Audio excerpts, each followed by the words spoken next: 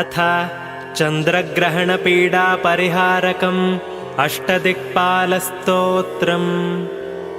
योऽसौ वज्रधरो देव आदित्यानां प्रभुर्मतः सहस्रनयनः शक्रो ग्रहपीडां व्यपोहतु।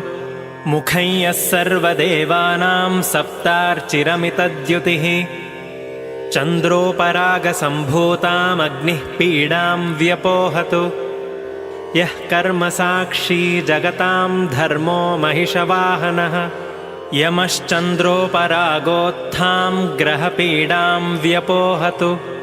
रक्षो गणाधिपः साक्षी नीलाञ्जनसमप्रभः खड्गहस्तो निरृतिश्च ग्रहपीडां व्यपोहतु।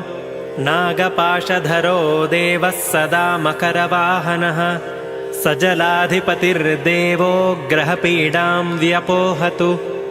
प्राणरूपो हि लोकानां साक्षात् कृष्णमृगप्रियः वायुश्चन्द्रोपरागोत्थां ग्रहपीडां व्यपोहतु।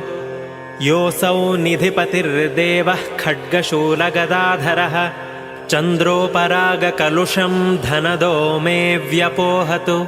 योऽसाविन्दुधरो देवः पिनाकी वृषवाहनः चन्द्रोपरागपापानि सनाशयतु शङ्करः। त्रैलोक्ये यानि भूतानि स्थावराणि चराणि च ब्रह्मविष्ण्वर्करुद्राश्च दहन्तु मम पातकम्। इति चन्द्रग्रहणपीडापरिहारकम् अष्टदिक्पालस्तोत्रम्।